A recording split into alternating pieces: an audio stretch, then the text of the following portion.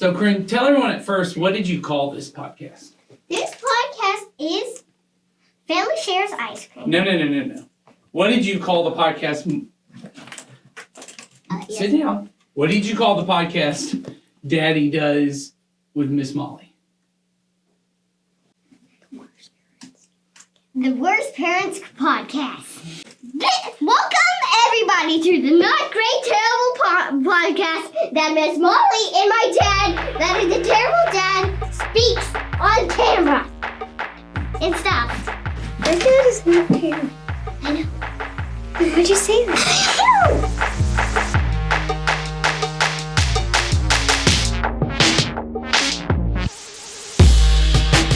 All right, well, welcome to the Not Great Parents podcast. I'm Not Great Parent Molly, and this is a Not Great Parent right here, Nathan. Hello, So, yes. welcome back. This is a mini episode we're doing today, mini episode 4. And I might say my most excited mini episode we've had yet because you guys helped create I it. know, we've been asking you guys to send in questions, and we are starting to get some. So today Yes. we're focusing on a question that we received. And so before we get into the question, let's remind you all that we really aren't trying to be terrible parents and No, calling ourselves no. terrible parents. No.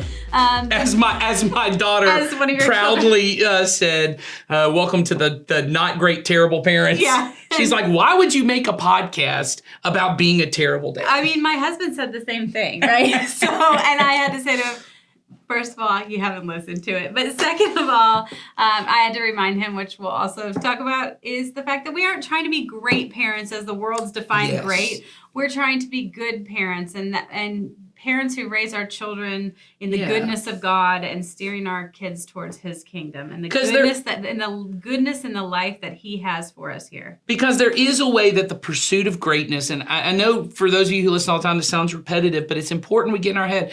The pursuit of greatness inevitably does sabotage my pursuit of goodness. It That absolutely Jesus says does. my primary pursuit is to seek first God's kingdom, His righteousness, or His goodness, what He calls good, and all these other things. As we said, they're sprinkles. Right. They'll get thrown in, or they won't, and you won't notice. Right. You'll be Because so consumed with the goodness, you won't be thinking too much about the But the greatness. pursuit of great is exhausting. Yes, and you often miss good. Yes. You often get so many sprinkles, you can't even get to the ice cream. Exactly. So- If you did not listen to our last full podcast episode, it was completely on this idea of sprinkles. So make sure to go back and check that one listen to out that. because it is really foundational to a lot of the things that we talk about on here, and it's really, really important as a parent to think through that Yep. and how that impacts your life. So today we are going to discuss the question that we received Yeah. on the form. So before we go there, if you have questions, the form is available In the description. in the description, and we want your questions about anything related to parenting, about anything we talked about, any questions that you might have. And Even we'll- if there's like a specific scenario in your life, you go, my teen just said this, or this is what's going on. I need some help. I need some advice. Even if you've gotten the answer by the time even if you've come up with a solution, it might be helpful to other parents to be able to Yeah. hear the discussion so that they're able to think through, oh, if that happens or when that happens in my life, I'll be prepared. Right, or if you just think there's some great things you think we should talk about with other parents, Yes. let us know. We are open to any topics that you guys And might that's- have. And That's kind again, of what this question is. Yeah, I mean, it is. First of all, it's anonymous, so we're not going to say, so and so provided this scenario Yeah. from Now from we their know living who's room. not a great parent. No, we're not asking. We're not going to do that. So this question came into us this week or last Yeah. week, but it's Yeah, so the idea behind it was, I'll just read it as it was written. Once again, it was anonymous. It said, I enjoyed listening about social media. We had a mini episode, our very first mini episode was about social media. It said it was helpful. However, you didn't speak specifically about Snapchat, and I would like to hear your views/opinions about that. Thanks. Well, All you're right. welcome, You're because you're welcome. about to get some views and opinions. You're asking for a Nathan to talk about his opinion, and I I'm got a right lot- there with you. So I got a lot of them. So, First, let's talk for those who don't know first just about Snapchat in general, what Snapchat is. So Snapchat is an app. It's been around for a while. mhm. It is for for the most part, the teens' favorite app for I communication think with so. each other. Yeah, at least it was when I was in youth ministry. Producer Sawyer, who's our youth minister, I think you agree that a lot of teens are still using this. Yeah, it's number one still. Yeah, Right. so it is a social media app because social media, in case you don't know, I think this is a term now that gets thrown around so much people don't know. The idea behind social media is that the content of the media, what you are consuming, is created socially. It is created. So Facebook, I'm posting. Communicating something to people. Right, I'm broadcasting it to the world to be able to see. That does happen in Snapchat, but it is primarily One-to-one used as, or- yes, a messaging app. You are able to send messages to your friends, and those can be photos, they can be chat, they can be videos. And the idea is that those messages, you put a time limit to them, and then they disappear. Now, I think it's important to have a conversation with your teenager that nothing disappears. Right. That's always something we're going to say is that what goes out in social media is going to be there forever somewhere. The internet is forever, and they have the ability, obviously, Snapchat does. You can screenshot it. Now, it lets you know when someone screenshots a photo that you've taken. In fact, I've told the story before of I was on my Snapchat one day back when I was doing youth ministry, and I saw that someone had taken a screenshot of a snap I'd sent, and I did not remember sending that a snap. And so I texted them, and I said, can you tell me what I sent you a snap of? And then you crossed your fingers. Yeah, I was like, did I like butt dial somebody and you just have footage of a conversation or something? But it turned out it was my 6-month-old daughter had gotten a hold of my phone and had taken the picture 3 inches away from her face. And so that's why they had screenshotted it, because they thought it was cute. But yeah, it lets you know someone screenshotted it and it goes away. And I think the idea, like we've talked about with Be Real, I know, and I used to use Snapchat pretty heavily. I don't anymore. The appeal of it is the spontaneity of it. It feels very instantaneous. It feels like a chat room. It feels like I'm just somewhere and I'm communicating with my friends. Yeah, and I take a picture and I send it and go, hey, you got to see this. And then you bring them into wherever you're at in that moment. Right. And so Snapchat it allows you to do that. It also, now everyone has them, but they were the originators of stories. The idea that you have this 24-hour kind of feed that you're feeding. Not this curated post that's a picture. That's forever. That's a forever thing. That's on others. This is what's going on in your moment right now. And the only people who can see your stories and the only people who can send or receive snaps from you are people that you both mutually have agreed to be friends with. Right. So this isn't like Facebook that things are just public for everyone to see. You have to be friends with one another. Now, becoming friends is just as simple as I want to be friends with you, and then you accept it. And so I think the concerns that come around Snapchat most often are around who is communicating with my kids and what are they communicating. I mean, let's just be honest. On here, the most common thing that I think Snapchat is known as is a sexting app. Yep. It kind of got the reputation of that early on, just like MySpace and AOL Instant Messenger when we were younger was kind of got the reputation as this is the place that predators are kind of looking for children. I don't think that was ever things are inappropriate on this Sure. app, right? Facebook never for whatever reason got that reputation, but both MySpace and Instant Messenger kind of got that, and that was never even in the top 1% of what was being used on the app, but that was always out there. And certainly that does happen on Snapchat and certainly can be used for that. And on most apps, there is a way to have that happen. So, yes. So not specific necessarily to Snapchat. However, we do know that there's a bit of a reputation sometimes around that. And I think in the teenage mind that is undeveloped, the fact that they disappear, there's a feeling of this is safer. If I did happen to send an inappropriate picture, it disappears and it will never appear again. But then unfortunately, as we know, those things get shared and passed on. And so I would say when you ask about our views or opinions, because it's kind of loosely based, I assume that they're asking, like, what are the dangers? Should I allow my teenager to be on this app? Yes, and I think it's important to say that primarily our teenagers are using it as a communication back and forth with each other. And the vast majority of what they're going to send and say is going to be normal teenage stuff that is not, yes. you know, if you think your child is on there sending all kinds of pictures back and forth, it probably is pictures of stuff, content that you'd be totally fine with Right. most of the time. And I think that's a really good place to start. I think in the pursuit of greatness, where my primary job is to make sure my kid is successful and doesn't get into too much bad stuff, what a great parent thinks is, I just need to remove anything that could be a temptation or could be harmful. I just need to remove it. But as we've talked about, we're not trying to necessarily protect our kids from information. We're trying to prepare them for reality.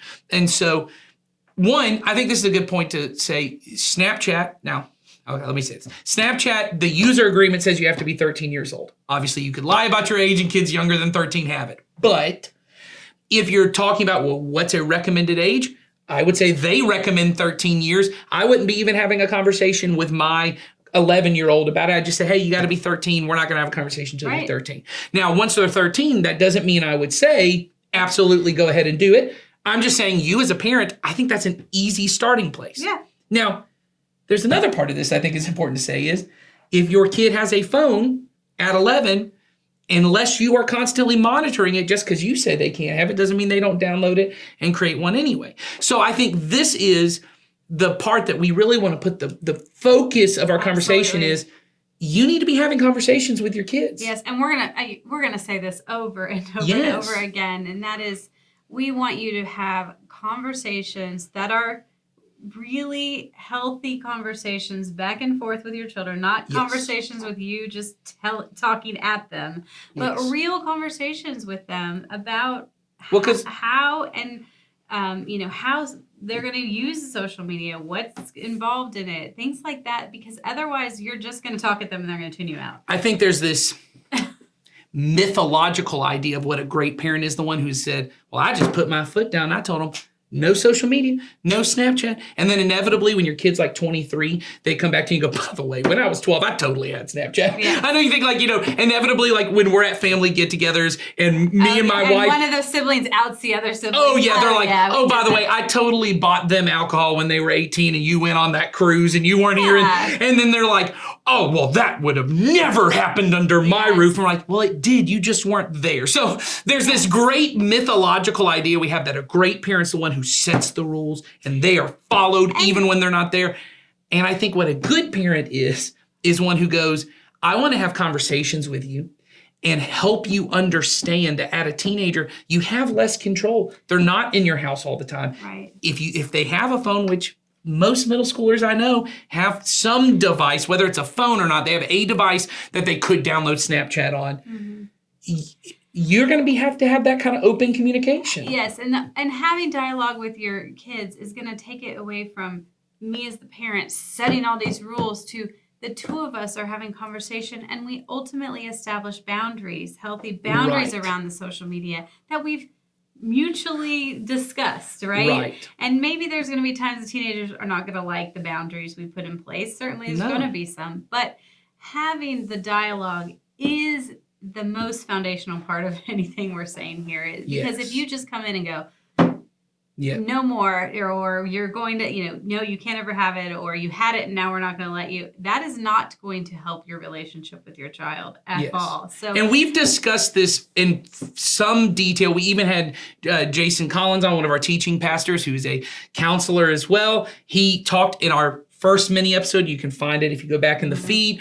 You'll see the one about social media. So I think that's a great kind of resource there. But let's start with, what are things, because once again, it's a vague question. I'm going to assume, for just argument's sake, that this is a person who has a 13, 14, 15-year-old who keeps asking, Mom, I want Snapchat. And you're trying to figure out, should I let them have it?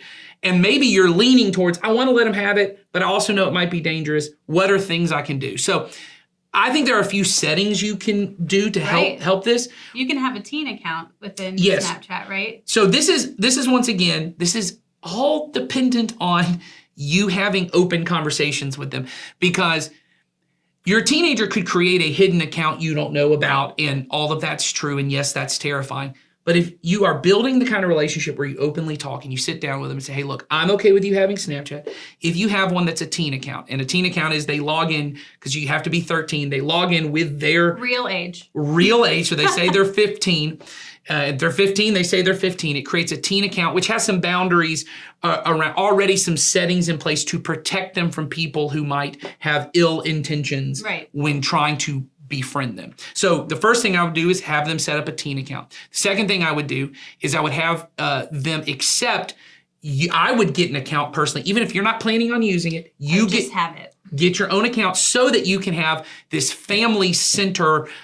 It's like a program that's within Snapchat that allows you to add your children as part of your family. And you as the parent then, when they accept it, you can see who their friends are. So who are they communicating with? You can see who they're actually sending snaps to, how often they are. The frequency. You don't get to see, they get to have privacy. So your teenager can know, well, they're not seeing what I'm sending or how often. The content's private, but the number of interactions with people. Right. You see, they're texting someone at 3:00 in the morning multiple times. Then you could have, now you have an ability to have it. Hey, I don't like you texting people at 3:00 in the morning. Let's talk about it. Yeah. Or what were you texting at 3:00 in the morning that you had to text at 3:00 in the morning? You know, I think those kind of conversations, it allows you to have one. They get a little bit of privacy. You get to prepare them. But once again, these are not settings you get to put in place to be a great parent who goes, I put the proper boundaries and no one can ever accuse me of not being a great parent and I don't ever have to talk to my child. Yes. A good parent is one who puts these boundaries so they can have conversations of, hey, I saw you've been messaging so-and-so. Or even, I've noticed you've not been messaging your friend. Did something happen between you two? So you have the conversation up front about it. You get the boundaries or the whatever settings in place, and then the conversation doesn't end there. I would continue it and have one about, don't ever accept a friend request from someone you don't know, because then they can send you things that you don't know this person. They even have an app. Now you can turn this setting off, which I would have my teenager do. Turn off the map setting. One cool thing about Snapchat is you can turn on your GPS where you can go, oh, I have friends that are nearby. Or if you're at like school or something, you'd be able to see all the people who are nearby and you could add them by that way. That's a cool feature, but obviously it could be a very dangerous feature. Absolutely. So I would not let my teenager have that on and say, hey, I don't want you just to be out at, a restaurant and anybody in the restaurant could know what your snap code is. So I would have them turn those things off and tell them don't accept things from other people. But as we know, and once again, we talk about this on our episode on social media, there really is no way to protect your child from seeing things or being in conversations that you would not want them to be a part of. So let's just be honest. There's a possibility, and I would say maybe even a probability, that they either will receive explicit content, nude photos.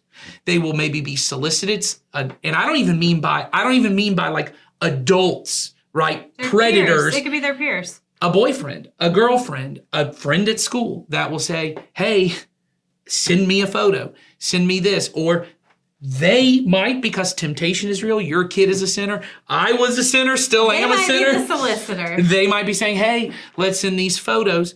And I think what often ends up happening for parents is that they freak out. Oh, yeah, and go extreme in this. And so once again, I would keep the lines of communication open. So we've already talked about the boundaries I'd put in place if you have a kid who doesn't have it and you're giving them the rules. But let's talk about what happens if you have a 17-year-old, 16-year-old who already has Snapchat. And when you start having conversations, you find out they have received some, or maybe they're being bullied. That's another big thing that happens through social media is they do have a friend at school and they know this person, but things go bad and they start sending them harassing and mean and ugly and nasty things that, with old bullying, it happened when you're at school and that was bad enough, but now it can follow you home. And when you're at home, you're just receiving these things. So how do you have the conversations around that? And I was telling Molly before, I've been very open about this, so this is probably not shocking to most people, but I was very addicted to pornography, on internet pornography, from the age of about, I think the first time I saw a website was around 13. But by the time I was 15, it was a daily problem, multiple times a day problem. It was just constantly, frequently, and I didn't know at the time that my parents had accountability software, which is a whole other, then you're like, oh, now they see everything. They know everything I've ever kind of looked at. And I remember having a conversation where my dad came to me. And it was one night I was going to bed, and he just pulled me aside and he just said, hey, I saw in our history or whatever, whatever it was. I thought I was very careful, but apparently wasn't that careful. I bet that was an oh no moment for you. Yeah, it was terrifying. And I remember being a kid thinking, oh no, my dad knows this thing has happened. And what he said to me instead, he got very, very soft about it. And if I remember correctly, he was very kind of tearful. And he just said, that I think the first words he said to me, I'm really sorry this has been a struggle for you. Mm-hmm. And he says, lust is a struggle for every person, especially for men. It tends to be a big struggle. And he says, you're not weird. This is a normal thing for you to be curious about. And certainly once you start looking at it, it becomes hard to, pull away from. And he said, I want to help you. I want this not to be as much of a struggle for you. So we had like common sense. Maybe you shouldn't hang out down because we had a computer room. Laptops weren't as big of a deal. So we had a computer room. He said, maybe once everyone goes to bed, you shouldn't be hanging out alone downstairs. Mm-hmm. And maybe you shouldn't take like your laptop up to your bedroom at night. You should leave those things down. He never said, I'm taking your phone away. I'm taking your laptop away. You're never getting on the internet again, which is often, and I'm not judging because I'm a parent. It is a response you could have to that. It's a fearful response. I'm going to set the boundaries and tell you what it is. He came to me, had a conversation, said, I know your heart. I know you want to follow Jesus. I bet you feel really guilty. And he goes, whenever I've had struggles like this, I feel really ashamed, and I don't want you to ever feel ashamed around me. Mm-hmm. And the power of that conversation, though it did not end my struggle with pornography, gave me the freedom that as an adult, I have been able to openly, on the internet where anyone can see it, openly have these conversations and eventually find freedom from this. Right.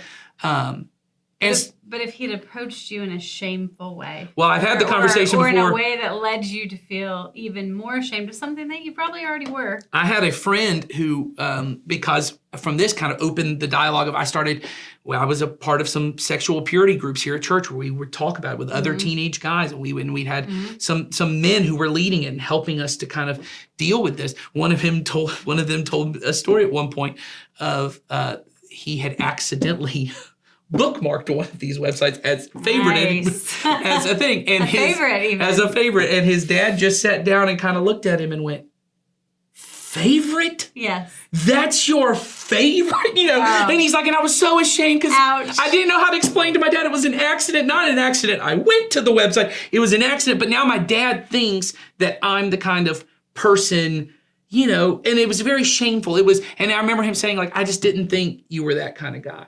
And so I think about, as a dad, and my wife and I talk about this, that when our daughters are older, it's very likely that someone's going to either solicit one from them. And I'm not even talking about predators. Hopefully I've taught them well enough that when they see one from an adult they don't know, they say no, right?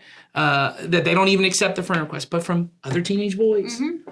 And that maybe they even at some point might make a poor decision with that. Right. And I would hope I never have the conversation with them of, I didn't think you were that kind of girl.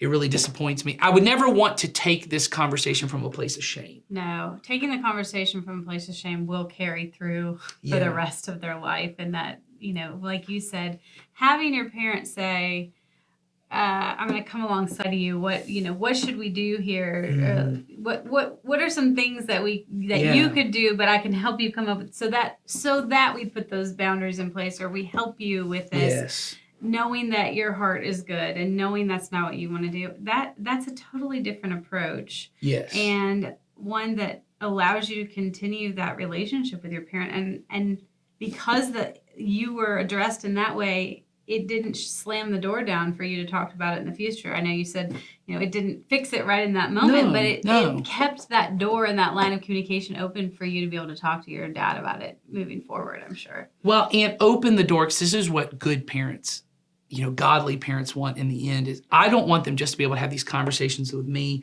I want them to be able to have other adults in their life, other followers of Jesus that can help them with this. And eventually when they're an adult, that they have brothers and sisters in Christ who can walk through difficult circumstances with them, that they don't feel ashamed to confess their sins because they know the person who I mean, I think it's just natural. I see it in my kids when they do something wrong. Right. There's a degree of shame. I don't want my dad to see my face. I don't want them to be disappointed in me. But when they look at their parents and they don't see disappointment, they see heartbreak. They see, oh, I'm so sad for you. I'm so sad that this is so difficult for you because I love you and I've been there and I know what that feels like. I've made dumb decisions before and I want to help you.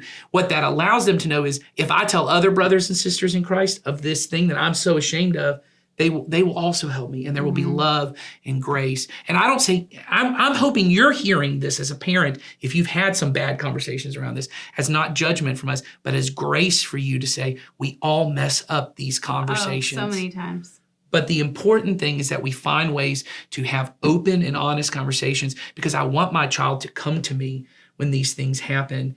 When they're experiencing bullying, and they're not afraid that mom or dad's going to go, well, you shouldn't be even having these conversations. You shouldn't even have that app. You shouldn't even be doing that. Instead, mom or dad can help prepare them, because once again, your kid's life doesn't stop at 18. So even if you are able to be a great parent and shut all the boundaries, they're never even getting on any of this stuff. And when they turn 18, they will. And now they don't have the ability to come talk to you about how do I handle these situations, because they've never seen mom see me fail. Right. They've never seen dad know the things that happen in my life and be able to help me. But we want to prepare them for it. Right. And like we said, more often than not, our kids are using these apps in the right way, but we need to prepare them so that if they're faced with a scenario, they're equipped with the tool that they need to move forward and make the right decision. And we want them to make the good choice, and we want them to be able to navigate through that. And we want to do it with them. We're their parents. We want to be connected to them in this. So, and I would just have that conversation. I would have the conversation. And if you're trying to figure out the age, if you don't think you can reasonably have that conversation, they may not be old enough to. Right. They may not be old enough to be on it. If I can't even set these limitations or have these conversations, and you be able to understand kind of the nuance of it, then maybe we're not at that place.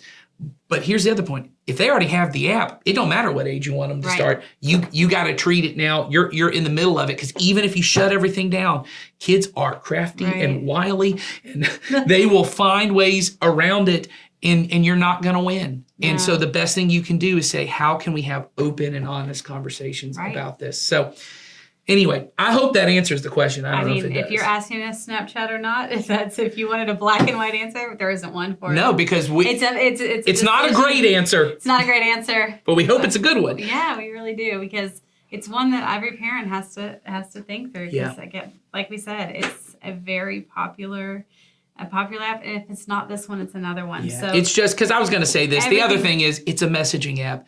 All the things you're afraid of that could happen on Snapchat can also happen on their text messaging. It can also happen on Kik or whatever text messaging app. Facebook Instagram DM. Yes, Instagram direct messaging. Most apps, whether messaging is the primary or not, there is some sort of messaging component to it. So, I just think it's really important to root everything in these conversations that you're having at home, and just, take each one as they come. But really, if you can't have the conversation with them, that's probably very telling. And I want to be clear. I know we need to be done. We said we we're going to be done at 25 minutes. That didn't happen. Never. But I will say this. When I say you can't have the conversation, I don't mean that it would be uncomfortable for you, or you think, I don't think I could have that conversation. I mean, if you said the words, your child would go, I don't even understand what you're saying. So what I mean is, if they're 11 and they can't, or they're 13 and they're just not really kind of relationally and socially mature, and you go, I don't even think they understand the words I'm saying to them, that would be a determining factor. If they're 15 and it just makes you uncomfortable to think about, that's not a reason. Or you get an emotional reaction from them. Those aren't reasons. That's not a reason. If you back off because of that, then I'm just going to say, get over yourself. There you go. That's not a great answer, but a really good one. It's one you need to hear. It's one that I need to hear. It's one that I have to remind myself and need to hear often as well. So I say that lovingly, and I say that because it's something I've experienced. And I think ultimately we want to have more of these kind of conversations. So use that link in the description. Download ParentCue. Hopefully we'll have more good questions. Send us your questions. So thanks for being here today, and we'll see y'all later. See ya.